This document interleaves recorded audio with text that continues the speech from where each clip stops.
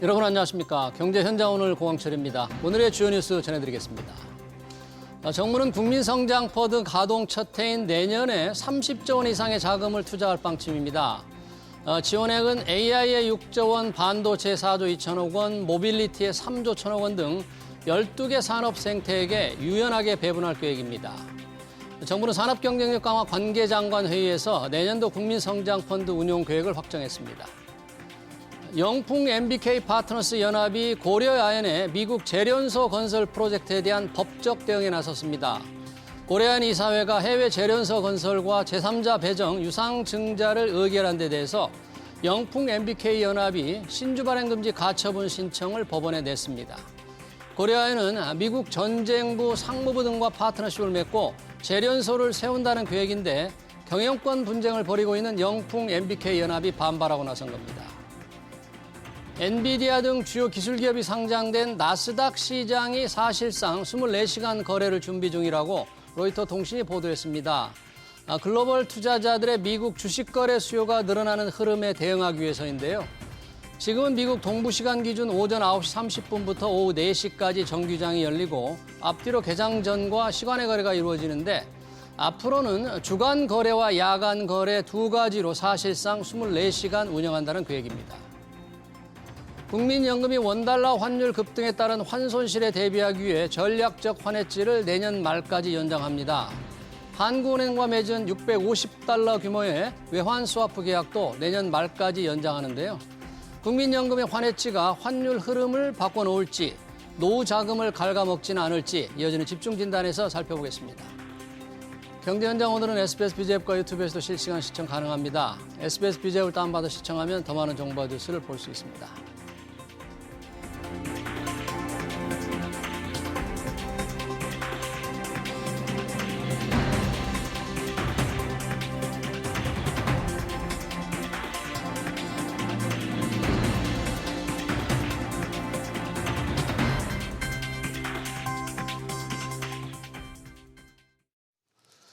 네, 원달러 환율이 1,470원대에서 내려가질 않습니다. 환율 상승 요인으로 작용하는 국민연금의 달러 수요 압력을 낮추기 위해 전략적 환해지를 내년까지 연장하고 한국은행과 맺은 외환 스와프도 연장했는데 환율은 요지부동이죠. 이러다 달러당 1,500원까지 가는 건 아닌지 두 분과 얘기 나눠보겠습니다. 강민우 고려대 경제학과 교수, 김명실 IM증권 연구위원 나오셨습니다. 두 분 어서 오세요. 네, 반갑습니다. 자, 원달러 환율이 지금 1,470원에서 좀처럼 떨어지질 않는데요.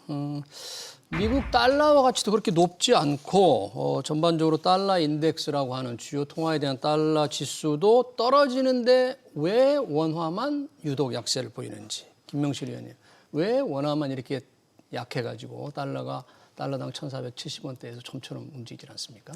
네, 일단 원달러 환율이 이렇게 계속 고환율을 지속하는 이유는 단순히 이제 달러화 가치가 원화 대비 우세했다 이런 평가라기보다는 원화 자체의 펀더멘털 체력 자체가 굉장히 약화되고 있다라고 보시면 되실 것 같습니다. 체력이요? 네, 맞습니다. 이론적으로는 연준은 현재 금리를 내리고 있는 상황이고 한국은행은 계속 금리를 동결을 하고 있는 상황이면 이론적으로 봤을 때는 달러화는 약세, 원화는 상대적으로 강세로 가는 게 맞아요. 근데 지금의 방향성은 오히려 반대로 가고 있는 흐름들이 나타나고 있습니다. 여러 가지 이유들이 있겠지만 저는 첫 번째로는 체력의 차이라고 생각을 합니다. 체력의? 네, 내년에 미국의 경제 성장률은 2% 초중반 정도로 예상이 되고 있고 한국 같은 경우는 얼마 전 이창용 하는 총재, 그러니까 한국은행에서 경제 성장률 전망치를 기존에 이제 1.6%에서 1.8%로 상향 조정했습니다만 여전히 2% 미만에 머물고 있습니다. 둘 간의 성장률, 투자 수익률로 봤을 때도 이제 나라에서는 성장률이 있는 거죠. 봤을 때는 당연히 원화에 대한 자산 가치보다는 달러화에 대한 자산 가치가 앞으로 더 올라갈 수 있다라는 기대 심리들이 반영된 거고요. 두 번째로는 이번에 금통위에서도 얘기가 나왔긴 했지만 국민연금도 그렇고 그리고 이제 주요 개인 투자자들, 기관 투자자들의 해외 자산에 대한 포지션이 조금 빠른 속도로 확대되고 있는 움직임도 원달러 환율의 수급에 조금 결정적으로 영향을 줬다라고 생각을 하고 있고요. 체력 차이, 미국과 우리의 성장률의 차이에다가 수요 공급 측면에서 또 본다면 국민연금과 해외 주식을 사는 개인들이 달러를 자꾸 사들이니까 달러는 비싸지고 그래서 원달러 환율이 올라가서 떨어지질 않는데 이게 뭐 외환 시장을 그렇게 떠받치는 국민연금과 이제 서학개미들이 조금 뭐라 그럽니까 이게 좀 비난받는다고 그래야 되나 하여튼 그 수요 요인 때문에 오른다. 한국은행도 좀 정확히 그렇게 보고 있잖아요. 괜히 미국 주식에 투자하는 개인들이 뭐 잘못하는 것 같고 뭐 그런 생각을 갖게 만드는데 이게 정상적인 겁니까 이게? 예, 저는 이제 정상적이지 않다고 이제 결론적으로 말씀드리고 싶습니다. 예. 그 두 경제 수장이 이런 말씀을 하셨죠. 그 서약 개미를 조금 낮춰보고 나쁘게 말하는 그런 의미로서 이렇게 말을 했는데 저는 이것이 대단히 부적절하다고 보고 있습니다. 물론 수치상으로 보면 서학 개미들의 투자가 늘어나는 것은 확실합니다. 네. 하지만 이것이 이제 10년도 넘은 트렌드고 자본주의의 기본이 무엇입니까? 예. 이득이 되는 곳은 당연히 투자자가 몰리기 마련이고 예. 정부는 무엇이냐면 그런 투자한 환경을 조성하는 일만 하고 어디에 투자할지를 결정하는 것은 정부가 아닙니다. 네. 여기에 참견하는 것이 아니라 결국 투자자들이 결정을 하는 것입니다. 네. 저는 이걸 보고 이제 과거에 이제 그 애국심 논란이라는 게 생각이 났는데 애국심 논란이요? 그러니까 네. 1970년도에 막 그런 운동 많았잖아요. 국산품을 이용하자고. 그래서 이제 당시에 뭐냐면 국내 연필도 있고 이제 미제 연필도 있는데 예. 왠지 미제 연필을 사용하면 이 사람은 뭔가 네. 잘못된 사람, 나쁜 사람이라는 인식이 그 당시에는 외제차 특히 지금은 예. 보편화돼 있지만 그러죠. 예, 학교에서는 그런 것도 있었다고 네. 저는 들었습니다. 예. 그리고 이제 한 가지 이제 과거 얘기 속에서 이제 그 1990년대 말에 기억하실지 모르겠지만 그때 애국심을 이용한 그 마케팅이 많았습니다. 그 중에 하나가 이제 8.15 콜라라는 것인데 그 모 기업에서 광복절에 8.15를 연상시키고 그 마케팅도 애국심 위주로 마케팅을 했습니다. 근데 제가 이제 여기서 주목할 것은 단기적으로는 효과가 좋았습니다. 그 예. 콜라의 맛과 유통망이 약했음에도 불구하고 많은 사람들이 그 애국심으로 이제 그 콜라를 먹었었는데 결국은 거대 기업 펩시랑 코카콜라에 밀려서 결국은 사라졌죠. 예. 그래서 저는 이제 이런 접근 방식이 뭐냐면 실제적으로 이런 효과를 보려고 하는 것 같습니다. 서학개미를 어느 정도 이제 비난을 하고 이들의 투자를 줄이려고 하는데 지금 시대에서는 이 방법이 먹혀 들어가지도 않고 만약에 예. 먹혀 들어간다고 하더라도 단기적 효과에 그칠 것이다. 그래서 이제 대단히 부적절하고 네. 비효율적인 발언을 했다 이렇게 보고 있습니다. 네, 뭐 서학개미들을 이제 직접적으로 비난하지는 않았습니다만 듣기에 따라서 이제 그렇게 들렸을 수도 있는데 사실은 뭐 투자 수익률이 그동안에 미국 증시가 워낙 좋았기 때문에 당연히 갔겠죠. 근데 요즘은 또 우리 증시가 좋으니까 서학개미들도 좀 교계를 좀 다시 생각해 봐야 될 것 같습니다. 계속 해외 투자를 하는 게 유리할지 우리 주식을 사야 될지. 서학개미보다 훨씬 이게 더 달러 수요가 많을 것 같은데요. 국민연금이 좀 많을 것 같은데요. 지금 국민연금이 초미의 관심사입니다. 수익성도 높여야 되는데 원달러 환율을 밀어올리는 요인이다. 그래서 국민연금의 수익성도 잡고 그리고 외환시장 안정성도 잡을 수 있는 뭐 새로운 구조를 정부가 짜겠다. 뭐 이런 얘기를 계속 하고 있는데요. 어떻게 지금 국민연금의 이 해외 주식 수요에 대한 수요에 따른 달러 수요를 조절하게 한 방안을 뭘 지금 생각하고 어떻게 하겠다는 건가요? 네, 가장 첫 번째로 거론되는 건 이제 전략적 환해치에 대한 비율 그리고 이제 예. 강도 자체를 높여 가자라는 취지인 것 같습니다. 전략적 환했지요. 맞습니다. 네. 뭐 쉽게 말하면 연금이 이제 투자하는 달러와 혹은 해외 자산에 대해서 뭐 환해치의 비율 자체를 높여 가자는 거죠. 예. 뭐 연금 수익성 측면에서는 이게 독이 될 수도 있고 득이 될 수도 있는 부분들인데 예.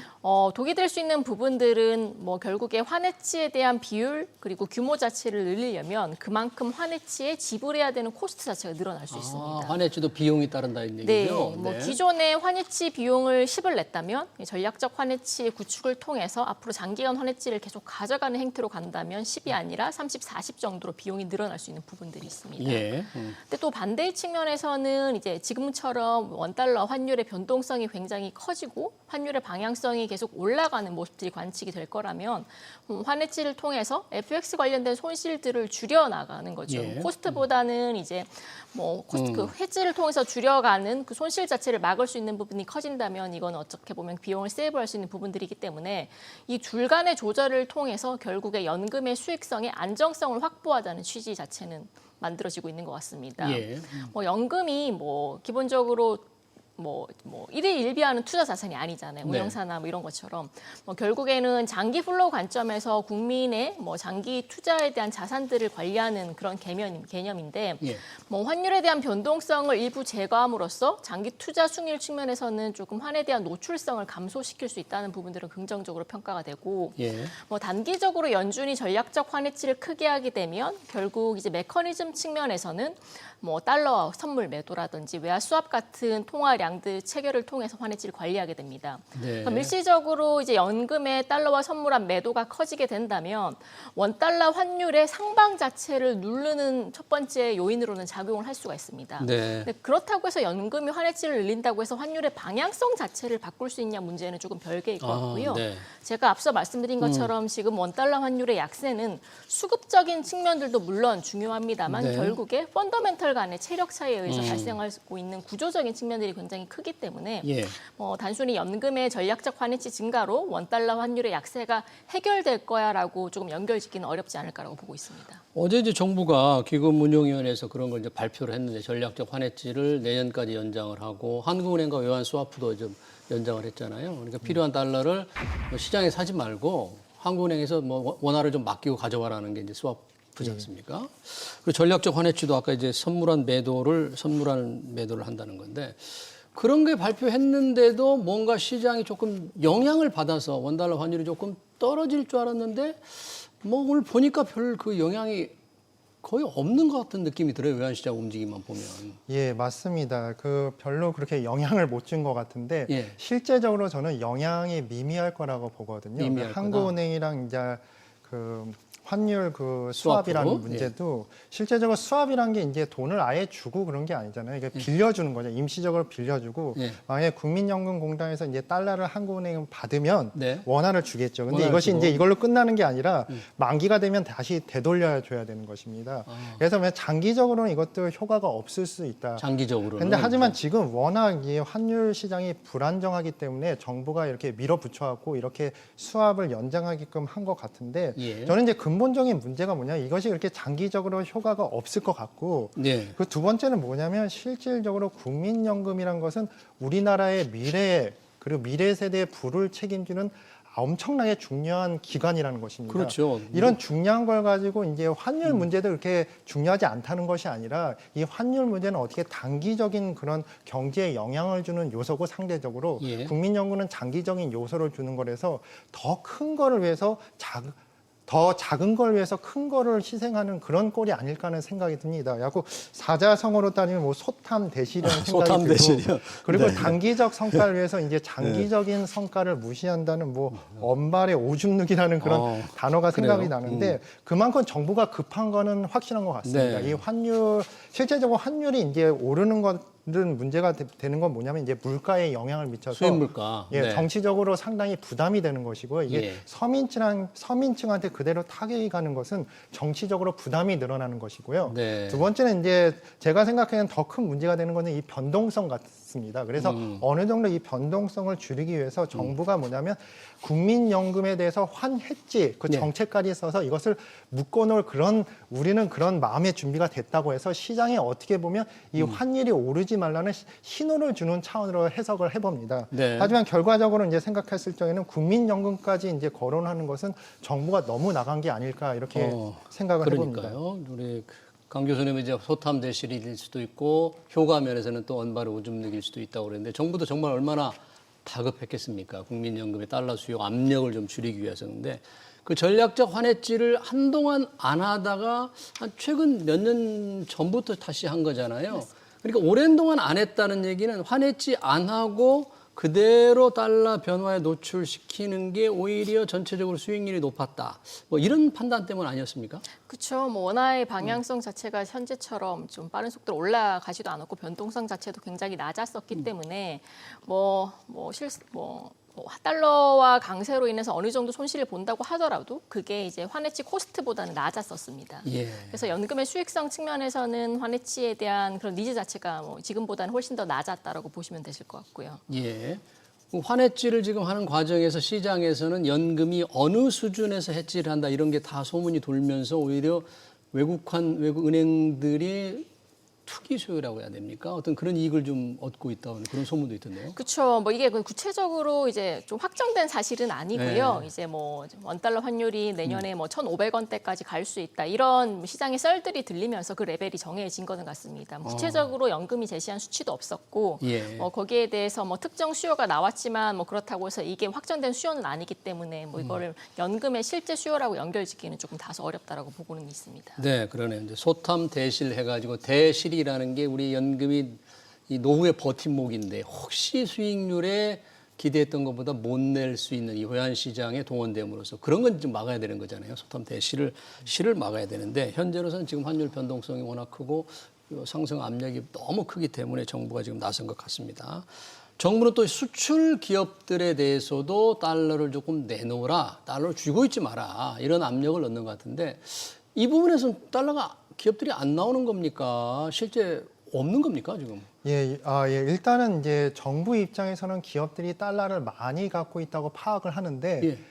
뭐 그것이 틀린 말은 아닙니다. 네. 일단은 이제 저희 요번에 이제 뭐 여러 가지 경제 어려움이 있었지만 결과적으로 자동차나 반도체는 엄청나게 수출 실적이 좋습니다. 그래서 이 회사들이 달러를 많이 보유한 거는 확실한 것 같습니다. 네. 하지만 이들이 이제 달러를 시장에다가 이제 원화로 바꾸지 않는 이유도 많은데 이제 첫 번째가 뭐냐면 환율 변동성도 있고 미래에 대한 경제의 불확실성입니다. 네. 이것이 뭐냐면 이제 결과적으로 이제 트럼프발 관세 전쟁부터 시작이 됐는데 네. 트럼프가 너무나 관세를 높이다 보니까 이 기업들이 이제 대기업들이 생각하는 것이 뭐냐면 한국에서 제품을 만들면 많은 가격이 세금으로 나가겠구나 이렇게 판단을 해서 그 해외에 공장을 세울 것을 많이 계획을 하는 것 같습니다. 큰 기업들이. 네. 예를 들어서 뭐 LG 에너지 솔루션은 이제 배터리 공장도 세우고 있고, 그렇죠. 뭐 하나 오션도 이제 예. 필리 조선소를 만들고 있고, 네. 또한 반도체 삼성전자, SK 하이닉스도 이 계획에 반도체 공장 미국에 세우는 것에 이제 어느 정도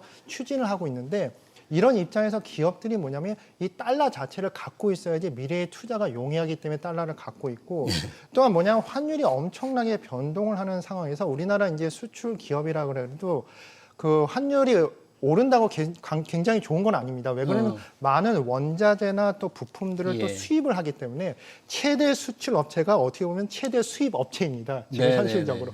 그렇기 때문에 이 달러 자체를 보유를 하는 것이고 그리고 마지막으로 이제 경제가 이제 불확실성이 있으면 이것은 일반적으로 이 경제학에서 말하는 그 캐시를 보유하게 되는데 달러뿐만 아니라 지금 원화 자체도 보유하는 현상이 있는 것 같습니다. 원화도 확보한다. 자금 확보. 그러니까 경제 자체에 대해서 불확실성이 때. 많다고 기업들은 생각을 하는 것 같습니다. 예. 그러니까 정부가 조금 뭔가 외환 시장을 안정시키기 위해서 국민연금, 사학개미들이 이렇게 수출 기업들도 지금 눈치를 주는데도 팔기 어려운 이유를 지금 쭉 설명을 해주셨는데요. 그런 자세가 좀 바뀌지 않을 것 같네요. 지금 환율 수준 현재 1,470원 언저리인데요. 이게 보통 예전 같으면 우리가 외환 위기, 금융 위기적 상황에서나 볼 수 있는 수준으로 지금 보이는데요. 이게 지금 이 정도 되면 우리 경제에 지금 어떤 압력으로 어떤 영향을 줄까요? 뭐 이게 당시 대비해서는 상황이 조금 많이 달라지기는 했습니다. 뭐 1,470원이 과거 대비해서 높은 수준은 맞습니다만 뭐 지금 레벨대에서 득을 보는 뭐 기업들도 있고 득을 보는 기업. 그렇죠. 그리고 이제 뭐 지금 글로벌 통화적 측면에서 봤을 때도 뭐 원화뿐만 아니라 다른 아시아 통화들의 약세도 동반되고 있기 때문에 뭐 유독 원화만 약세인 이유가 뭐 국내가 정말 경기가 안 좋아서 그렇다라고 해석하기에는 조금 어렵지 않을까라고 보고 있습니다. 네. 뭐 다만 이제 이런 고환율이 지속이 되면 아까 교수님께서 말씀해 주신 대로 가장 첫 번째 문제는 물가라고 생각을 하고 있습니다. 지금 환율이 수입 물가 그리고 수입 물가가 소비자 물가에 미치는 영향은 대략 한 3개월에서 6개월 정도 노출이 되고 있고요. 뭐 그런 시기로 따지면 적어도 내년 상반기까지는 뭐 환율 때문에 물가 상승률 레벨 자체가 높아질 수 있다는 부담입니다. 당연히 물가가 높다 보면 한국은행도 뭐 통화정책 운용 측면에서는 부담이 될 수밖에 없을 것 같고요. 뭐 실제로 경기가 굉장히 나쁘더라도 물가 때문에 금리를 조금 못 내리거나 통화 정책을 주저하게 만드는 제약 요인으로 작용할 수가 있습니다.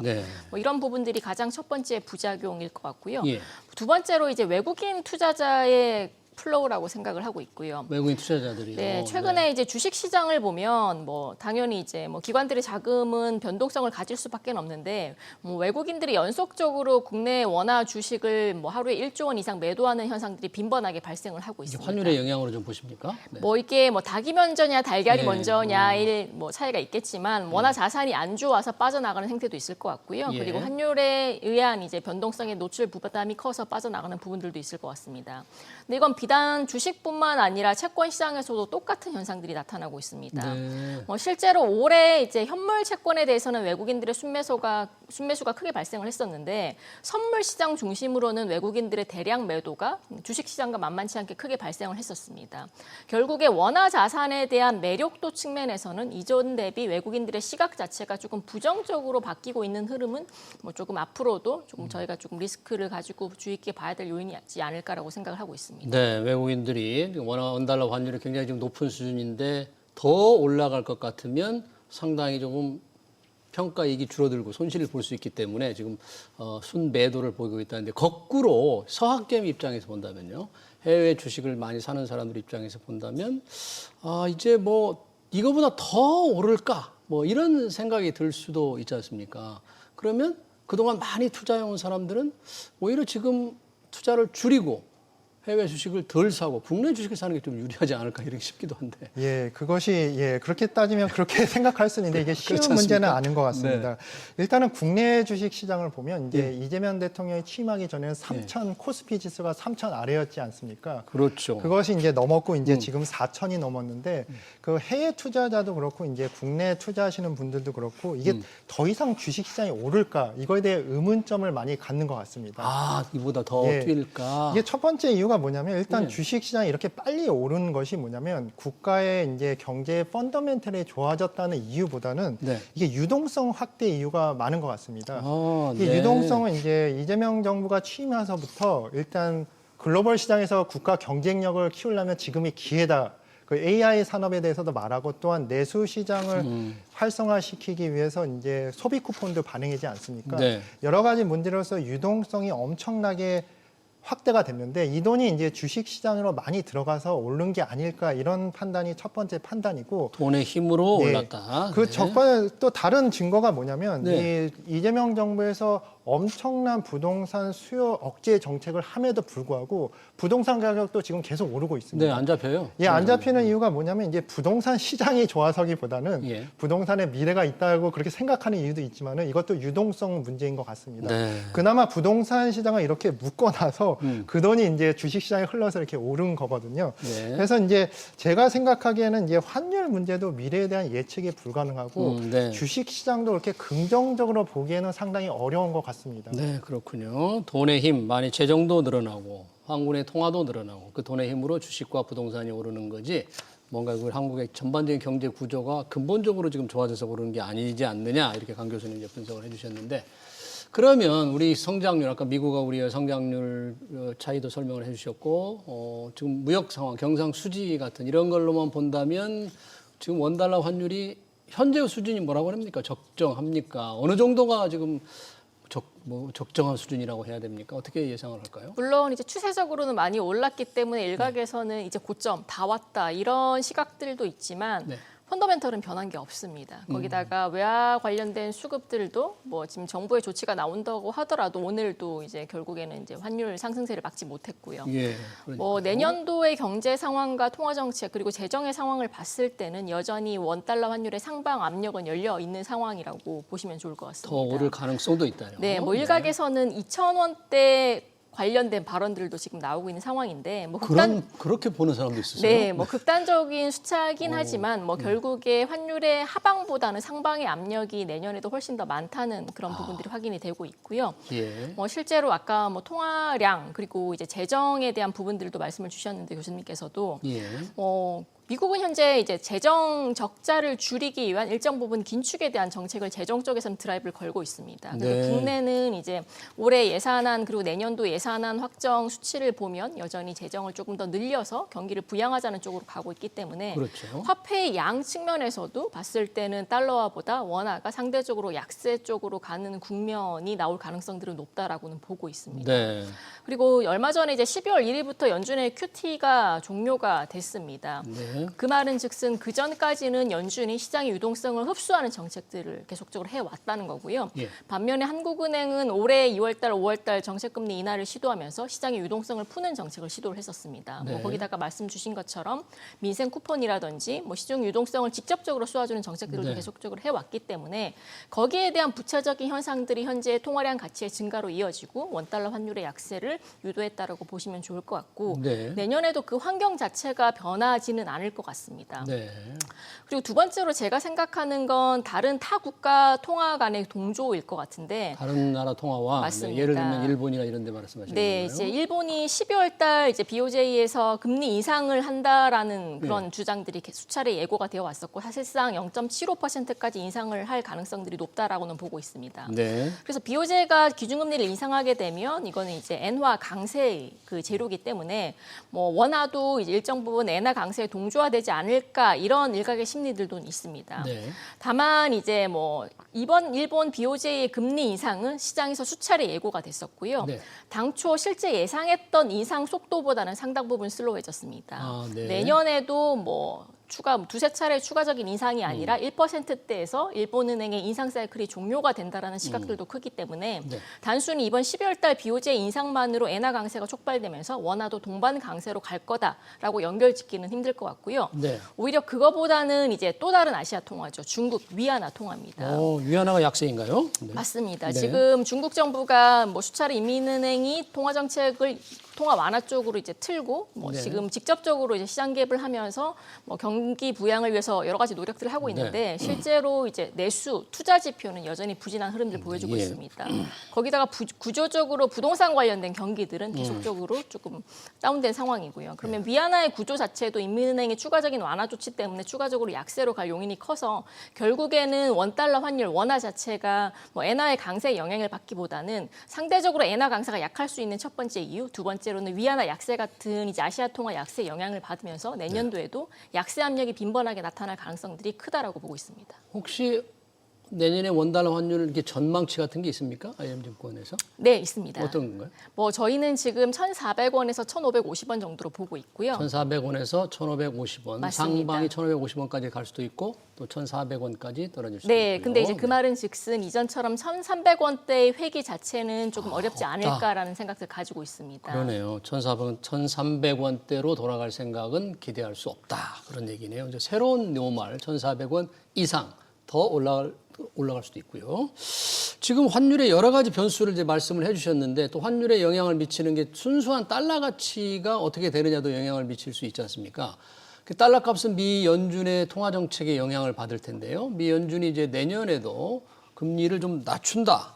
한 차례 또는 두 차례 낮춘다는 게 일반적인 전망인데 그렇게 되면 달러 가치가 떨어지는 쪽으로 가고 그러면 원화는 또 올라가서 원달러 환율이 하락하는 쪽으로 압력 작용하지 않나요? 그 인과관계는 어떻게 예, 돼요? 맞습니다. 그렇게 됩니다. 일단은 이제 금리가 낮으면 예.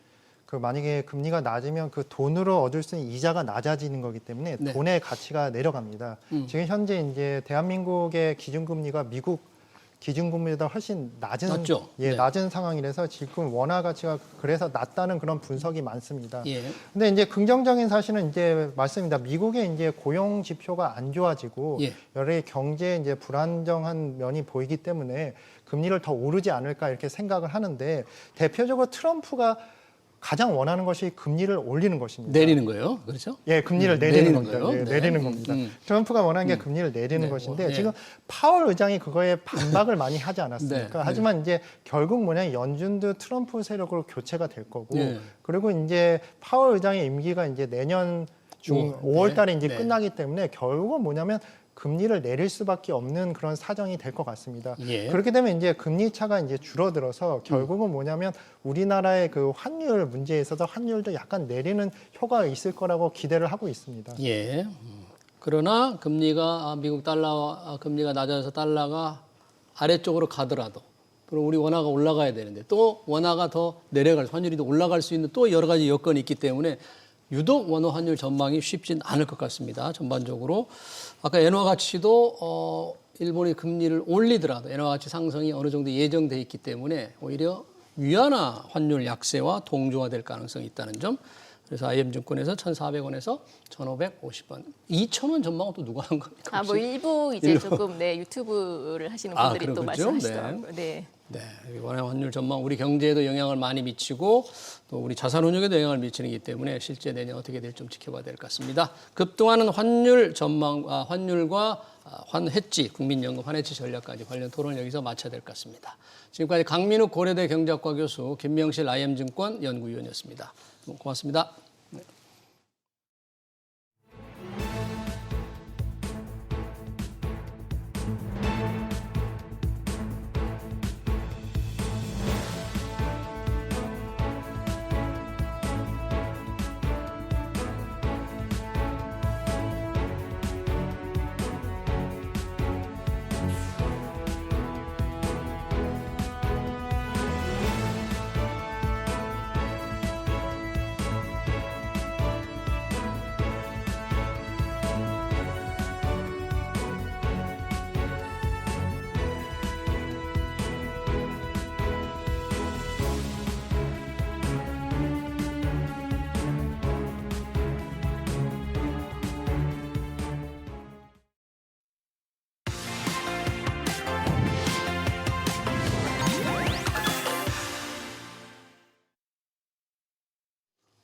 네, 테슬라 CEO 일론 머스크가 이끄는 스페이스X가 내년 하반기 IPO를 준비한다는 소식에 최근 우주항공주가 강세를 보였습니다.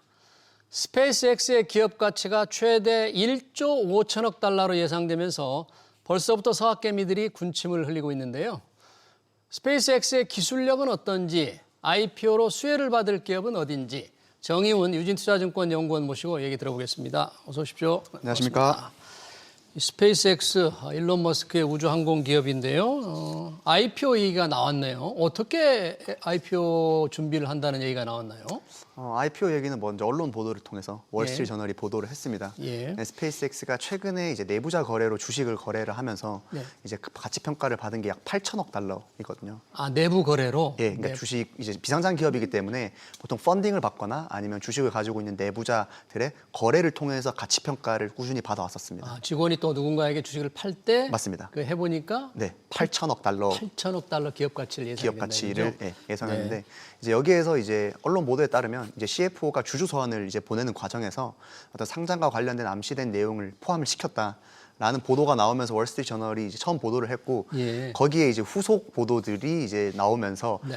기업 가치를 약 1조 달러에서 1.5조 달러까지 이제 전망을 한다는 이제 기사가 나오면서 이제 최근에 이제 우주 산업 관련된 이제 기업 주가들이 또 많이 움직였습니다. 네. 현재에서는 IPO 예상 시점을 좀 하반기로 봅니까? 내년도 하반기로 전망한다라는 언론의 기사는 있었는데 사실 제 개인적으로 추측하기에는 일론 머스크의 마음이 아닌가. 그러니까요. 네, 일론 머스크는 이번 보도에 대해서 이게 크게 긍정하지도 크게 부정하지도 않는 좀 말투를 네. 보여왔었거든요. 네. 그래서 거기에 대한 언급 자체를 지금 스페이스X가 돈이 궁한 건 아니다라고 표현을 했어요. 아. 그러니까 스페이스X가 설립된 연도가 2002년이거든요. 2002년이요? 네, 2002년부터 최근까지도 비교적 최근까지도 꾸준히 자금난에 겪어왔었습니다. 네. 왜냐하면 로켓을 개발하고 발사하는 비용이 네. 너무나도 컸기 때문에. 네. 그런데 지금은 스페이스X가 이제 전 세계적으로 입지를 굉장히 공고히 하면서 네. 발사 서비스 매출이라든지 스타링크 매출 등에서 유의미한 실적을 기록을 하고 있어서 네. 지금은 현금 흐름이 굉장히 좀 양호한 상태입니다. 아, 그래요? IPO를 할 경우 국내에서도 IPO 하면 우리 청약을 하잖아요. 네. 우리 내국인, 한국 사람들도 이 IPO 청약할 수 있는 거죠? 국내에서도 청약할 수 있는데 이게 과정이 뭐 국내만큼 좀 이게 단순하지가 않아요? 단순하진 않습니다. 아, 그래요? 네. 그래서 그런 절차들이 좀 까다로울 것 같고. 왜냐하면 언제쯤 하는지를 알면 미리 준비를 좀 해서 네. 상당히 이게 기업 가치가 워낙 커질 거에 대비하면 꽤 큰 수익을 기대할 수 있을 테니까 이런 뉴스가 나오니까 굉장히 관심이 많더라고요. 네. 언제쯤 할까? 어떻게 청약할까? 이런 생각하는 분들이 많던데. 최근 뭐 그런 분들도 계시고 뿐만 아니라 스페이스X가 지금 어떻게 보면 소위 말해서 전 세계에서 제일 잘 나가는 우주 기업이 상장을 하게 되면 기업 가치를 평가받게 되는 거잖아요. 그렇죠. 그러면 지금 상장된 많은 전 세계적인 우주 기업들도 기업 가치 재평가 받을 수 있는 거 다시 아니냐. 평가를 받는다. 그렇죠. 그래서 꿈틀꿈틀 거리고 있습니다. 그렇군요. 그래서 일론 머스크의 그 한마디에 좀 많이 긴장된 상태로 가지고 아, 있습니다. 네. 그렇군요. 그러면 지금 이제 관심이 기업 가치인데 아까 잠깐 1조 5천억 달러 얘기까지 나왔잖아요. 네, 1조 달러에서 1.5천. 어떻게 지금 가치들을 지금 예상하는 겁니까? 무슨 근거로 지금 이런 얘기들이 나오는 거죠? 이게 사실 스페이스X에 비견될 만한 기업을 전 세계에서 찾기가 힘들거든요. 예. 그러니까 어느 정도의 위치를 가지고 있는지를 말씀을 드리면 네. 작년도 한 해 기준으로 전체 지구상에서 발사된 모든 로켓, 그러니까 국가가 발사한 것 포함해서 260번 정도가 발사가 됐습니다. 260번이요? 예, 그러니까 이건 국가기관이 발사한 것까지 포함을 해서요. 네. 근데 그 중에서 스페이스X가 발사한 게 130회가 넘어요. 절반이 넘어요. 절반이 넘습니다. 그러니까 그 어떤 국가도 스페이스X보다는 많이 발사를 하지 못하는 단계인 그러네요? 거고 스페이스X를 제외한 인류 전체가 힘을 합해도 스페이스X보다 적게 발사한 네. 상황인데 올해는 더 많이 늘어났겠죠. 그러다 보니까 이 스페이스X의 기업 가치를 두고 굉장히 말이 많습니다. 예. 그래서 그러니까 이 범위 자체도 1조 달러에서 1.5조 달러라고 하는데 예. 사실 그 0.5조 달러도 굉장히 큰 어마어마하게 영역에 5천억 달러도. 그리고 최근에 받은 아까 8천억 달러도 예, 최근에 8천억 달러는 아까 내부 거래에서 맞습니다. 그걸 기준으로 가치 산정이 된 거잖아요. 그 8천억 달러도 최근 몇 년 사이에 몇 배가 증가한 수치. 아, 이것도? 네, 금세? 맞습니다. 그래서 이게 일론 머스크 입장에서는 시간이 두면 둘수록 더욱더 가치가 또 올라갈 수도 있기 때문에 그런 네. 부분도 변수로 작용할 것 같습니다. 네, 지구상에 발사된 로켓에서 절반 이상을 스페이스X가 발사를 했다는데 특히 그때 관심을 끌었던 게 펠컨 9이죠. 네. 특히 재사용이 가능해서 네. 발사됐다가 다시 돌아와서 잡는 그 모습이 정말 상당히 놀라운데 기술력이 어느 정도예요? 펠컨 9을 처음 발사 성공한 게 2017년이거든요. 예. 그런데 일론 머스크가 펠컨 9을 상용화 모델로 보유를 하고 있습니다. 그러면 어느 정도의 기술력이냐 하면 예. 아직까지도 재사용에 성공한 기업이 상용화에 성공한 기업이 없습니다. 국가도 마찬가지고요. 그나마 제프 베조스가 예. 블루 오리진이라고 하는 기업이 있는데 지난달에 처음으로 재사용에 성공을 했어요.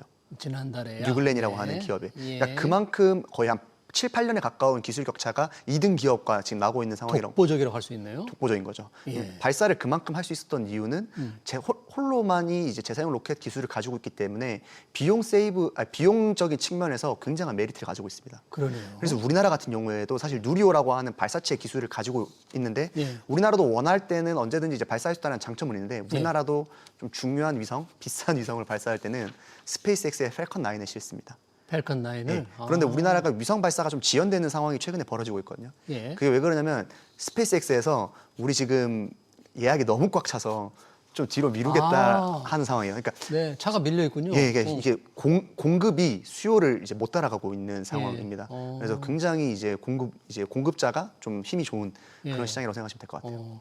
스페이스X가 지금 실적은 어떻습니까? 이제 물론 이제 재사용하는 펠컨 9도 있지만 아까 잠깐 스타링크도 수입이 굉장히 좀 될 텐데 실제 실적은 어때요? 매출이나 이익은? 실적 자체는 비상장 기업이라서 공식적으로 공개는 하지 않는데 예. 저희가 이제 시장에서 추정하기로는 지난해 기준으로 약 한 150억 달러 150억 매출을 달러? 일으켰다고 보면 될 것 같고 예. 크게 두 가지 정도로 보실 수가 있는데 예. 이제 첫 번째가 발사를 해주는 대신 돈을 받습니다. 발사를 해주는 예, 대신에요. 그러니까 네. 위성을 실어서 발사를 해주는 대신 그 기관이나 국가로부터 돈을 지불받는 이 발사 서비스 매출이 첫 번째가 있는 거고요. 예. 두 번째는 얘네가 위성 통신 사업을 영위를 하고 있습니다. 그러니까 스타링크. 예, 그래서 가입자들에게 이제 매달 돈을 요금을 받거나 아니면 이제 그 지상 키트를 판매하면서 받는 돈이 또 하나의 큰 매출이 될 수 있겠죠. 그러네요. 그래서 이 두 가지 메인이 둘 다 지금 매출 성장이 이제 빠르게 좀 이루어지고 있기 때문에 예. 매출 성장이 지금 빠른 것 또한 지금 스페이스X의 가장 큰 좀 기업 가치 평가에 많이 들어가지 않을까 생각하고 있습니다. 그러면 이제 IPO를 한다는 건 자금을 조달하기 위해서인데 시총이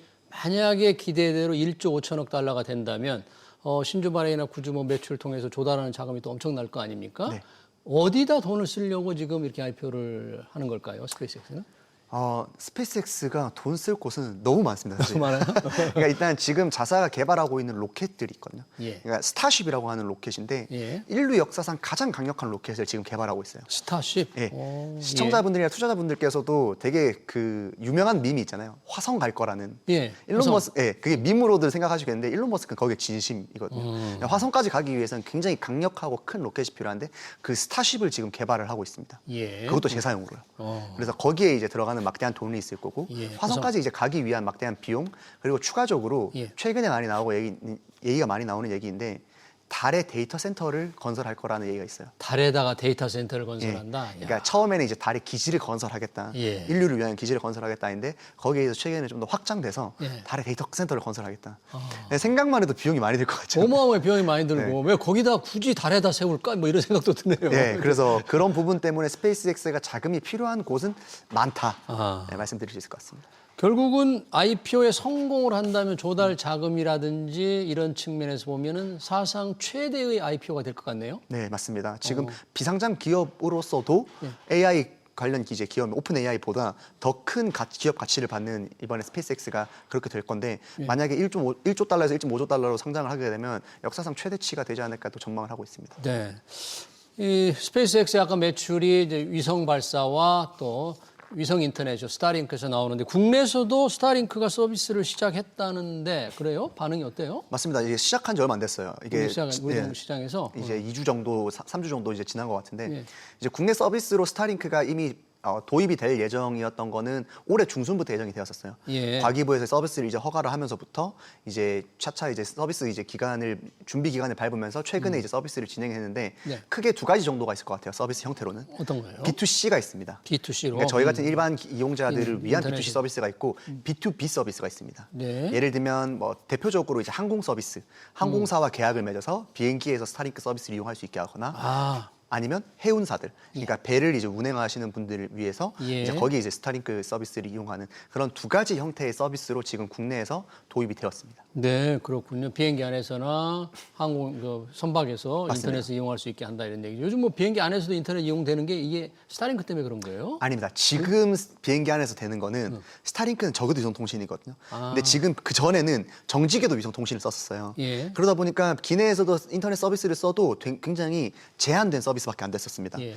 그런데 만약에 스타링크가 도입된다라고 하면 이제는 그러니까 이제 비행기 안에서도 유튜브를 본다든지 아니면 카카오톡을 한다든지 네. 그런 형태의 서비스가 진행이 될 수가 있는 거죠. 좀 빨리 해야 되겠네, 우리 항공사들도. 그래서 지금 이제 항공사 거의 국내에서 5개 항공사가 스타링크와 B2B 계약을 맺었습니다. 아, 그래요? 네. 오, 우리 기업들이 그러면 이 스타링크와 관련된 뭐 공급망이랄까? 이런 데 좀 여러 가지 진입하는 그런 게 많이 있어요? 스타링크가 이게 스페이스X의 기업 문화일 수도 있는데 예. 자체적인 공급망을 갖춰요.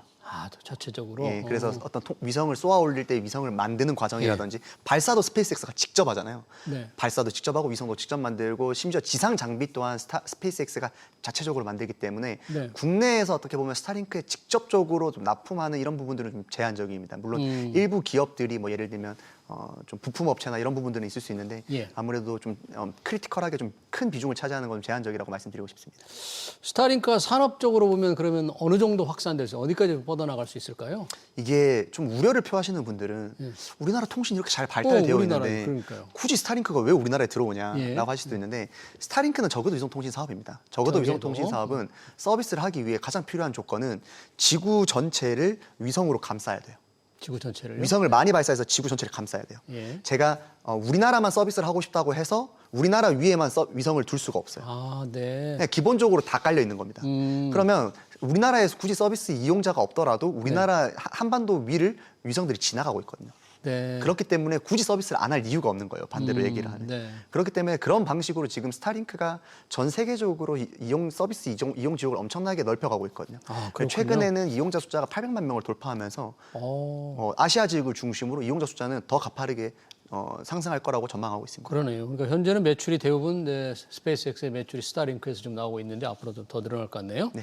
스페이스X가 이제 IPO를 하면 이제 높은 가치, 뭐 최대 1조 5천억 달러로 만약에 가치를 인정받게 된다면 이미 투자한 기존 주주들이 엄청나게 돈을 벌게 될 텐데 네.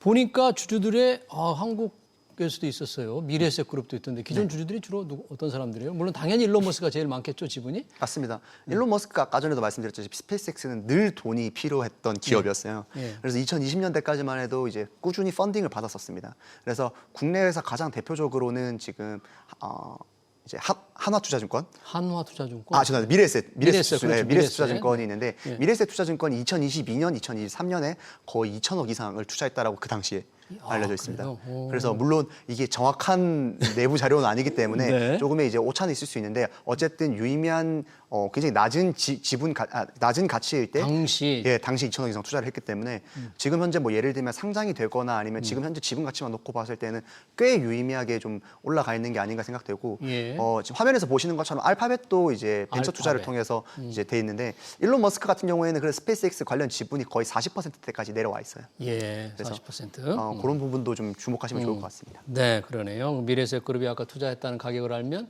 시총 이제 실제 IPO 될 때 몇 배 수익을 올릴지 한번 좀 주목이 되네요. 자, 이 스페이스X의 IPO를 계기로 우주 항공 분야 정말 기술 혁신이 정말 빠르게 진행되고 있다는 걸 보여주고 있는데 우리 기업에도 기업이 국내 증시에도 이쪽 분야에 조금 나가는 기업, 잘 나가는 기업들이 있죠. 여러분. 맞습니다. 물론 우주 산업이라고 해서 예. 대부분의 기업들이 다 같은 사업을 하는 건 아니에요. 그러니까 자동차 사업이라고 해서 그 안에 부품사, 완성차 업체 이렇게 여러 가지가 나뉘는 것처럼 예. 우주 산업 안에도 굉장히 다양한 영역들이 있거든요. 그 중에서 스페이스X는 발사체 영역과 위성 서비스 영역에서 이제 두각을 보내고 있는 회사인데 국내에서도 좀 분야를 나눠서 말씀을 드리면 대표적으로 하나에어로스페이스가 될 것 같아요. 하나에어로요. 하나에어로스페이스는 물론 지금 방산 쪽에서도 너무 잘하고 있지만 네. 국내 우주 발사체 쪽에서도 누리호를 바탕으로 해서 지금 얼마 전에 4차 발사도 성공적으로 이끌어낸 바가 있거든요. 네. 그래서 국내에서 우주 발사체 관련해서는 하나에어로스페이스가 좀 주도권을 가지고 네. 개발을 할 것으로 보고 있고 예. 뭐 그 외 기업으로는 세트레가이, 그러니까 위성을 만드는 회사는 세트레가이, 그리고 지상 장비나 뭐 인텔리안테크 같은 국내에 이제 많은 기업들도 우주 산업에서 좀 유의미한 성과를 보이고 있기 때문에 시청자분들께서는 이런 국내 기업들에게도 관심을 주시면 예. 좀 도움이 많이 되지 않을까 생각을 하고 있습니다. 그러니까 스페이스X IPO로 만약에 가격을 재평가 받을 수 있다 그런 기대감이 좀 있겠네요. 우주 항공 관련 분야의 맞습니다. 기업들 중에서도 맞습니다. 스페이스X가 워낙 가치가 크니까 그러다 보니까 우주 항공 관련 ETF 수익률도 뭐 상당히 주목을 끌고 있다면서요? 맞습니다. 미국 같은 경우에는 가장 이제 대표적인 ETF가 UFO라고 하는 UFO 티커를 가진 ETF가 있어요. UFO? 예. 스티커가요? 예, 네. 티커가 UFO고 그 아크 인베스트 그 캐시우드 예. 그 펀드의 ARKX도 우주 관련 ETF입니다. 아, 스티커가 ARKX UFO네요. 그래서 거의 수익률이 40에서 60% 올해 기록할 정도로 수익률이 괜찮은데 예. 물론 여기에 우주 관련된 기업만 있는 건 아니에요. 그러니까 그 종목을 살펴보면 방산 기업이라든지 뭐 우주 관련 기업이라든지 예. UAM이라든지 좀 첨단 산업 이제 기업들이 이제 포진되어 있는데 네. 어쨌든 이제 우주 관련된 해서 이제 많이 포함된 영역이 좀 되게 수익률이 괜찮고 이제 좀 많이 주목을 받고 있기 때문에 같이 보시면 더 투자에 도움이 되실 것 같습니다. 네, 알겠습니다. 혹시 우주항공 외에 이런 스페이스X IPO로 좀 더 수혜를 받을 업종이 또 있을까요? 우주항공 외 쪽이라기보다는 방산업종과의 연관성이 많습니다. 방산? 네, 저는 그래서 우주산업을 좀 비유적으로 표현할 때 네. 방산업종에서의 최신 산업이 우주산업이다. 아. 결국엔 방산의 영역이 기존에 있던 재래식 무기에서 뻗어나가는 게 드론이나 저는 우주산업 쪽이라고 보거든요. 네. 특히 위성에서의 역할이 좀 유의미할 것으로 보고 있기 때문에 네. 방산업종과 같이 보시면 도움이 많이 될 것 같습니다. 네, 알겠습니다. 스페이스X의 IPO 관련 얘기 잘 들었습니다. 지금까지 정의훈 유진투자증권 연구원이었습니다. 고맙습니다. 감사합니다. 네.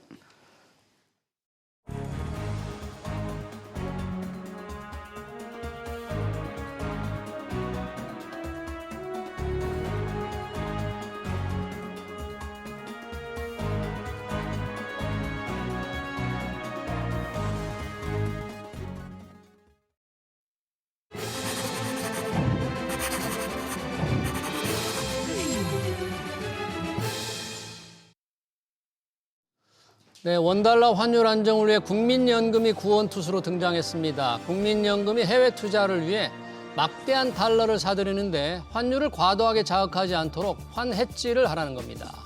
환율 급등은 우리 경제를 위협하는 불안 요인이어서 적절한 대책이 반드시 필요합니다. 국민연금 스스로도 방어벽을 세워야 하죠. 문제는 국민연금의 최대 과제는 수익률 극대화라는 점입니다. 환율 안정도 중요하지만 수익률을 훼손해선 안 된다는 거죠. 꼬리가 몸통을 흔들어선 곤란합니다. SBS 비즈 경제 현장 오늘 여기서 마치겠습니다. 시청해주신 여러분 고맙습니다.